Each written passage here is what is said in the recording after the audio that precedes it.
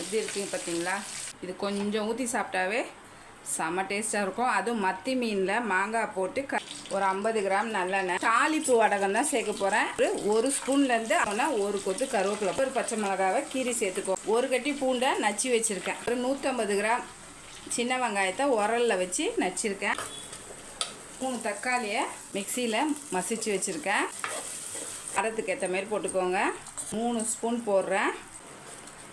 ஒரு 50 கிராம் புளியை.